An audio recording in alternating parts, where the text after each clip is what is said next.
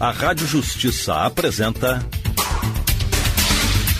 Defenda Seus Direitos.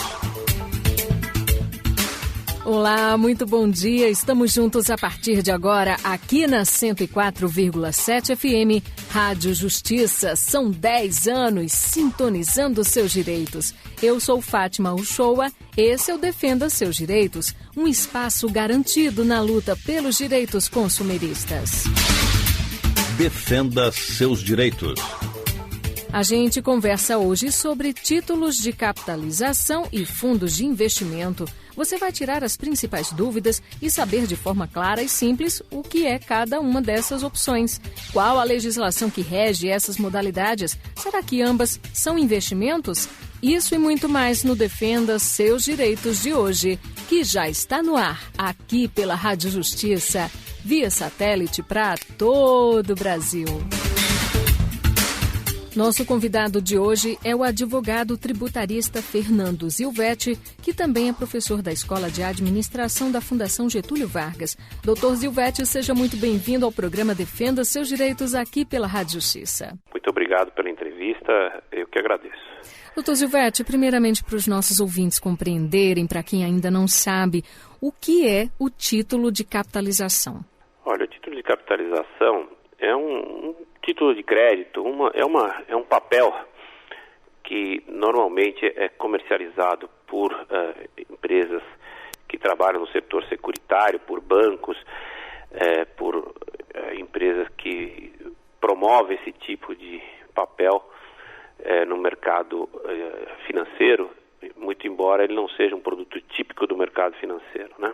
Qual seria a estrutura, as características em si do título de capitalização, doutor Zilvetti? Esse é uma espécie de seguro que você paga todo mês e você vai ter um sorteio, espécie de loteria, que você concorre a determinados prêmios fixados pela empresa que comercializa esses títulos de capitalização. Então tem um caráter de loteria, um sorteio de prêmios, e que você vai poder, num futuro, resgatar o valor que você pagou com uma remuneração pré-estabelecida entre você e a empresa que te comercializa esse título. Mas existe aí uma diferença entre um sorteio de uma loteria e o título de capitalização? Não, sem dúvida. A loteria você tem uma participação eventual. Você vai, aposta na loteria federal, na loteria estadual, em determinados jogos regulamentados pela Receita Federal e pela Caixa Econômica Federal. Esse título de capitalização tem uma cara de seguro e tem uma cara de loteria. Então, no passado, esse tipo de título era utilizado para você fazer poupança privada para aposentadoria. Hoje é um título bastante em desuso, né? Mas ainda se comercializa em operações em que a entidade financeira quer uma garantia suplementar sua, então ele te vende um título de capitalização para te vender outros produtos financeiros e te coloca esse produto no meio, te prometendo uma remuneração em prêmios, né? Uhum. Mas ele não é não um investimento financeiro propriamente dito, porque ele é resgatável no final do período e esse resgate é feito na integralidade dos valores pagos com uma correção combinada previamente, bem menor do que a poupança, bem menor do que outros títulos mais vantajosos, né? Doutor Zilvetti, existem os títulos de pagamento único, os títulos de pagamento mensal ou periódico. O senhor poderia explicar cada um deles? O nome já é autoexplicativo, ou seja, o título paga uma vez só no resgate, então você só vai ter uma forma de pagamento e depois você tem outras formas que você vai combinando com o agente de remuneração mais prolongada no tempo, né?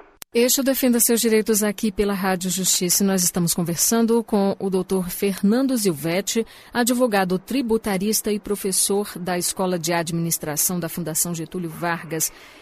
Hoje nós estamos conversando sobre essas diferenças entre títulos de capitalização, fundos de investimento. Amanhã nós vamos conversar sobre uma decisão recente do STJ que garantiu o direito de uma consumidora de receber o prêmio de R$300 mil da Telecena, que é um título de capitalização. Doutor Gilvete, quantas cotas de sorteio, como esses percentuais eles são estabelecidos? Olha, novamente por contrato, né? O que for combinado com a entidade. Você tem uma proposta como da Telecena, enfim, que você vai, no contrato, prever essa forma de remuneração. Não é algo eventual. Qual ou quais seriam as legislações em vigor aqui no Brasil que regem o sistema de títulos de capitalização e que protegem, de certa forma, os consumidores que adquirem essas modalidades? Olha, são as normas, quem regula isso é a SUSEP, né? Então, a Superintendência de Seguros Privados, ela é a agência que regula esse tipo de título e existe uma série de normas que vão dar aí a garantia para o investidor ou consumidor dessa modalidade de investimento. Existem diferenças entre os títulos de capitalização e os fundos de investimento em renda fixa, doutor Gilvete? Sem dúvida, os fundos de investimento, esses sim são investimentos, é um grupo de poupadores, um grupo de investidores que se reúnem e esse grupo forma um fundo, esse fundo vai investir no mercado de derivativos, vai investir em determinadas aplicações financeiras do mercado de capitais, que é uma modalidade bastante diferente dos títulos de capitalização. E há uma modalidade mais vantajosa, doutor Gilvete? Digamos, o título de capitalização seria mais rentável, mais promissor para o consumidor ou o fundo de investimento seria? São produtos bastante diferentes, né? Um é um título que você tem uma rentabilidade conhecida, baixa, e que você está fazendo uma poupança em que você pode ganhar, numa eventualidade, um prêmio de sorteio bastante interessante, ou pode passar o tempo todo sem nenhuma remuneração extraordinária e só tirar no final. O outro é um investimento de risco, um investimento de mercado de capitais, em que você integra um fundo e esse fundo vai aplicar em vários papéis de acordo com as regras do fundo e naturalmente a remuneração é melhor, o risco também é maior, você não tem esse sorteio, você não vai ganhar de uma forma única um sorteio, uma premiação, você vai ganhar de acordo com os investimentos que forem combinados por esses fundos de investimento. E o que o senhor considera como essencial para o comprador ou os consumidores de um modo geral que pretendem adquirir um título de capitalização ou fundos de investimento? Quais são as principais informações que eles devem estar mais atentos? Bom, nas duas modalidades eles têm que ler bem o contrato que eles estão assinando. Eles têm que saber exatamente, no caso dos títulos de capitalização, qual é a remuneração básica, qual é a remuneração eventual, qual é a premiação que eles estão sujeitos, então até para que ele não tenha aí uma surpresa de não ter nenhuma remuneração ou de não estar sequer sujeito a um prêmio eventual. Que basicamente deve ser essa a preocupação daquele poupador que chegou a um determinado nível, participou de um sorteio e não ganhou. Então ele tem direito de requerer na justiça esse prêmio. E no fundo também tem um cuidado bastante grande de como é formado esse fundo, quais são as regras de entrada, regras de saída, qual é a governança desse fundo, como ele se regula, que tipo de garantia você vai ter de que ele não vai aplicar em títulos de alto risco, colocando a perder todo o seu investimento, quanto você pode questionar a política desse fundo. Então, tudo isso tem que ser observado no momento da contratação. Naturalmente, as entidades financeiras policiam esses investimentos, mas em termos de segurança, nada como contrato e nada como recorrer às autoridades quando algum risco estiver sendo levado em conta para o seu investimento ou que você já tenha sofrido um dano ao seu investimento no início.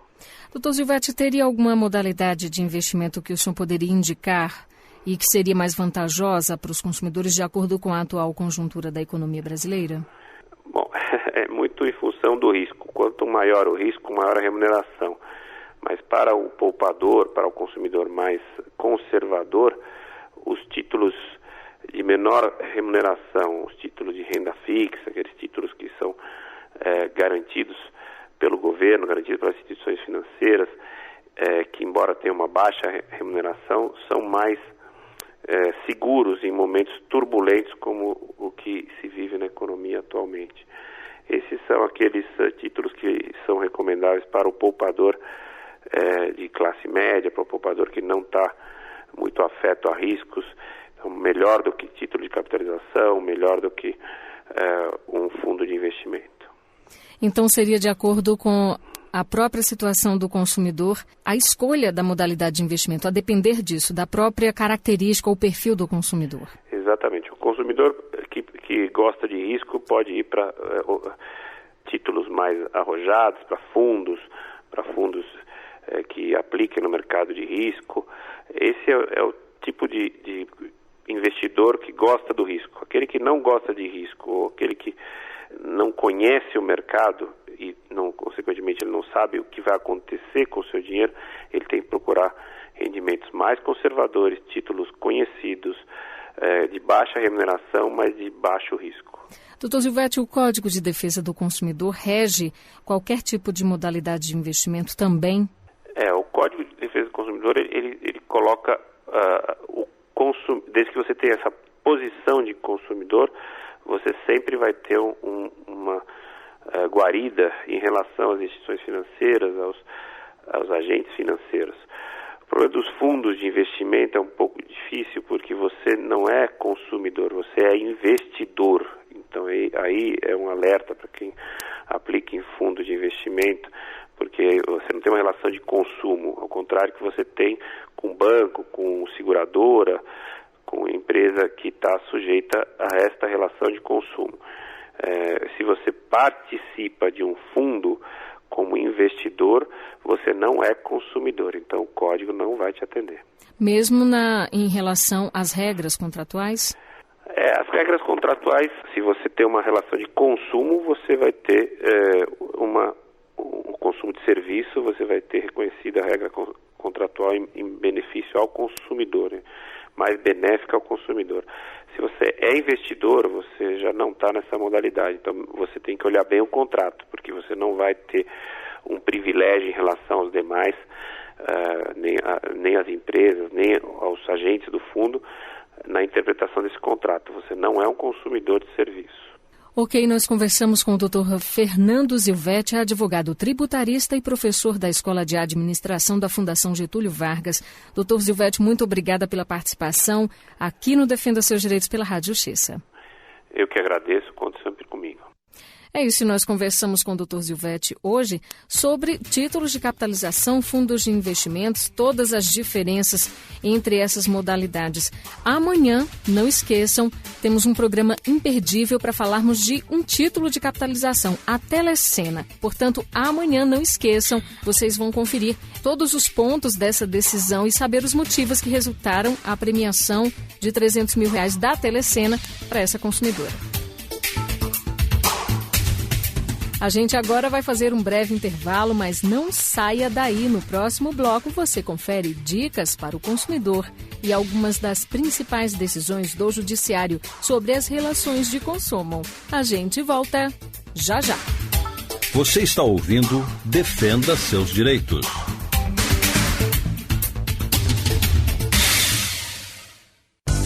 A partir de agora, na Rádio Justiça, a voz do consumidor. Dúvidas e discussões sobre os direitos do consumidor com o promotor de justiça do DF, Leonardo Bessa.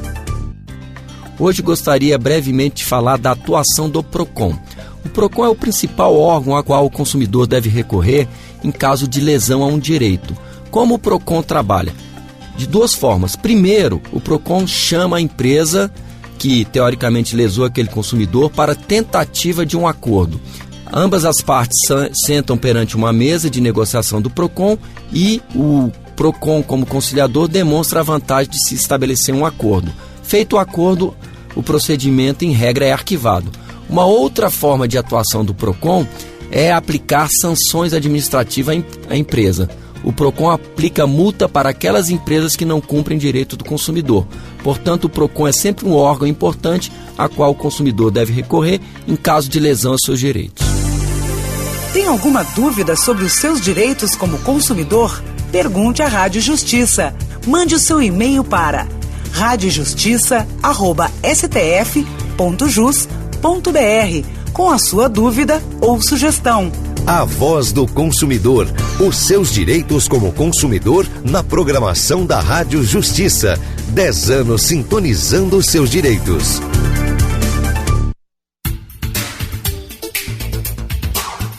Voltamos a apresentar Defenda Seus Direitos. Já estamos de volta aqui na 104,7 FM, Rádio Justiça. 10 anos sintonizando os seus direitos. Defenda seus direitos. Nosso programa também pode ser acompanhado pela internet no endereço radiojustiça.jus.br. Inclusive, as edições anteriores já estão disponíveis e podem ser acessadas na íntegra pelo mesmo site. E aí, quer participar do nosso programa? Envie dúvidas e sugestões por e-mail sobre o tema que você gostaria que a gente debatesse aqui. Basta escrever para radiojustiça@stf.jus.br. Acompanhe a gente também pelo Twitter. Acesse twitter.com/radiojustiça. Eu estou esperando o seu contato. Afinal de contas, esse programa é feito para você.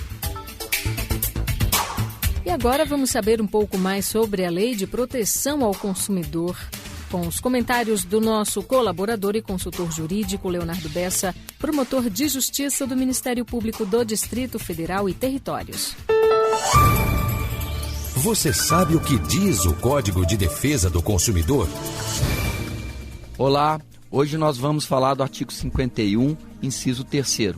Para recordar, o artigo 51, que vem sendo examinado nos últimos programas, trata da questão das cláusulas abusivas nos contratos firmados entre fornecedor e consumidor. O que é uma cláusula abusiva? É uma cláusula que não tem valor jurídico.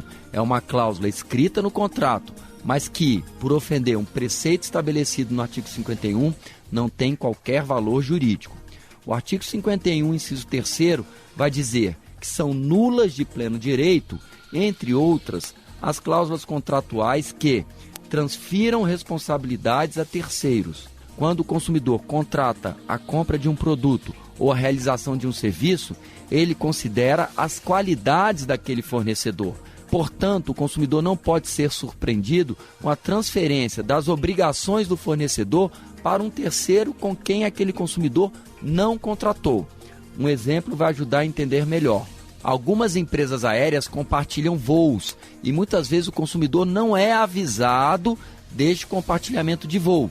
E é apenas no momento do check-in que ele vai descobrir que comprou a passagem com a companhia A e vai viajar com a companhia B. Sendo que se ele soubesse que seria a companhia B, ele não compraria aquela passagem. O artigo 51, inciso 3º, visa justamente impedir situações em que o consumidor escolhe um fornecedor pela sua qualidade, pela sua forma de atuação no mercado e depois é surpreendido por uma outra empresa oferecendo o serviço ou produto comprado. Exatamente essa ideia que o artigo 51 quer proibir.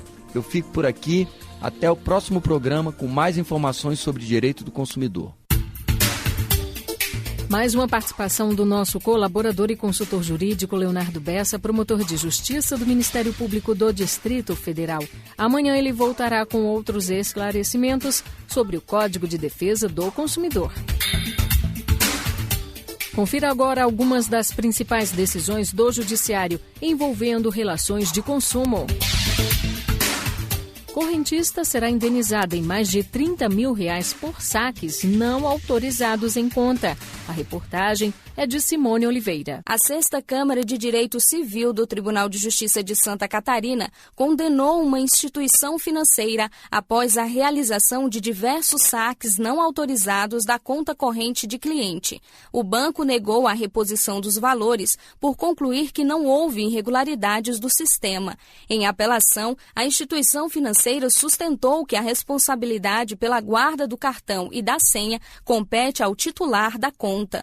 O desembargador Alexandre Divanenko alegou que não é cabível exigir da autora comprovação de que não foi ela quem efetuou as transações. Já a instituição financeira limitou-se a alegar que não houve falhas, sem trazer qualquer prova. Para o magistrado, os bancos têm o dever de salvaguardar os valores que lhes são confiados, sendo, portanto, indiscutível a responsabilidade por eventuais danos decorrentes de fraudes ou ineficácia do sistema. A decisão foi unânime. Rádio Justiça. De Brasília, Simone Oliveira. Em outra decisão da Justiça, catarinense fabricante de cerveja terá que pagar R$1 milhão por omitir presença de álcool na bebida. Detalhes com Vidigal Barbosa. Uma multinacional fabricante de bebidas terá que pagar R$1 milhão pela comercialização em território catarinense de cerveja que, embora fosse apresentada como sem álcool, desde o rótulo até as propagandas, trazia o ingrediente na composição. O valor definido em ação movida pela Associação Brasileira de Defesa da Saúde do Consumidor será destinado ao Fundo para Reconstituição de Bens Lesados, criado por lei estadual, com o objetivo de implementar medidas em favor dos consumidores de Santa Catarina. A multinacional argumentou que um decreto de 1997 delimitava a mesma quantia usada pela empresa para classificar a bebida sem álcool e eximia a obrigatoriedade de constar essa informação no rótulo do produto. O desembargador substituto Odson Cardoso Filho, baseando-se em julgados do Superior Tribunal de Justiça, entendeu que o decreto não se sobrepõe ao Código de Defesa do Consumidor. O magistrado lembrou, inclusive, que o decreto em questão citado pela empresa já foi revogado. Odson Filho ainda destacou riscos à saúde de consumidores que, impedidos de consumir álcool, acreditaram na informação da empresa e beberam a cerveja sem imaginar as possíveis consequências. Rádio Justiça, de Brasília, Vidigal Barbosa. Justiça cearense mantém seguro de R$50 mil para dona de imóvel com risco de desmoronamento.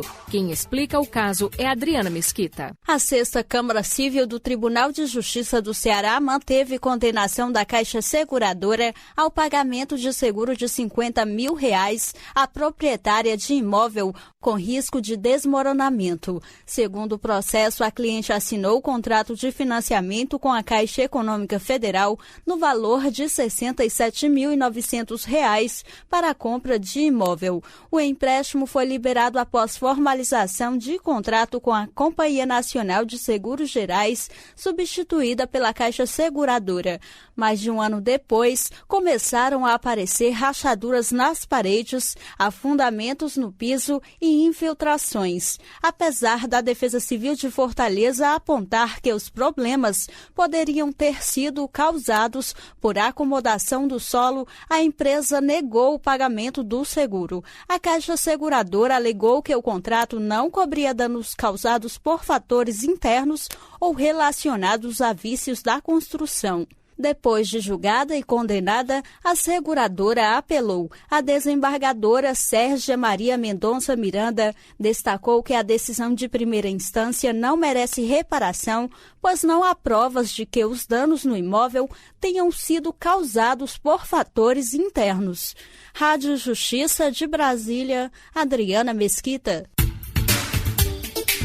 BV Financeira é condenada a pagar indenização para vítima de fraude. Repórter Fernando Dias. O juiz Ricardo Bruno Fontenelle, titular da 3ª Vara da Comarca de Morada Nova, no Ceará, condenou a BV Financeira a pagar indenização moral de R$5 mil para o operário que teve o nome inserido indevidamente em órgãos de proteção ao crédito. Segundo os autos, em janeiro de 2011, ele tomou conhecimento de pendência financeira em nome dele junto à referida empresa. Diz que nunca fez negócios com a instituição e sequer esteve na cidade de São Paulo, local onde teria sido assinado um contrato de financiamento de veículo.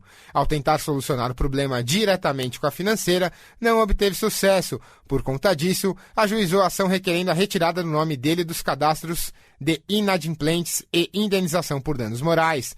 Na contestação, a empresa alegou que a inscrição se deu pela falta de pagamento de parcelas devidas referentes ao financiamento de carro. Sustentou que não praticou nenhum ato ilícito e solicitou a improcedência da ação. Ao julgar o caso, o magistrado entendeu que as assinaturas apresentadas pela BV Financeira e vítima não conferiam e, por isso, a instituição não teria cumprido o dever de cuidado ditado pela legislação em vigor. Rádio Justiça de Brasília, Fernando Dias. Títulos de capitalização e fundos de investimento foram temas do Defenda Seus Direitos de hoje. O nosso entrevistado, o advogado tributarista Fernando Zilvetti, que também é professor da Escola de Administração da Fundação Getúlio Vargas, traz agora um breve resumo de tudo o que foi discutido em nossa conversa. Vamos acompanhar. O consumidor, o poupador, tem aí que ter cuidado com aqueles que procuram vender títulos e vender investimentos sem explicar claramente quais são os direitos do poupador, quais são os direitos do consumidor de produtos bancários ou produtos e serviços de entidades financeiras. Os títulos de capitalização têm aí uma característica de investimento, uma característica de seguro a longo prazo, mas, por outro lado, tem uma baixa remuneração, não tem uma rentabilidade conveniente comparado a outros títulos do mercado financeiro. Não é propriamente sequer um título de mercado financeiro, é um título comercial que você capitaliza no tempo e no final do período contratado você tem direito ao resgate, além dos prêmios eventuais que você possa concorrer de acordo com o que está no contrato. Então, muito cuidado com o tipo de rendimento que você leva para esse título de capitalização, porque no final de contas é como se fosse uma poupança, uma previdência que você faz no tempo.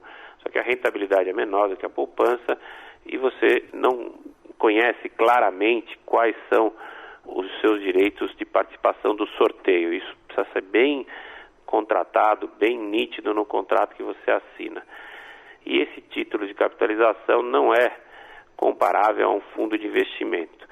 Por um lado, o fundo de investimento é mais vantajoso, porque esse sim é um investimento que vai ser levado no mercado financeiro, e por outro lado, o fundo de investimento tem menos garantias das instituições financeiras, das agências reguladoras, porque se tratar também de um produto do mercado financeiro que você é investidor, você não é consumidor. Então, comparativamente ao título de capitalização, aquele que poupa em fundo de investimento tem menos direitos a se resguardar na hipótese de algum problema que ocorra na gestão do fundo.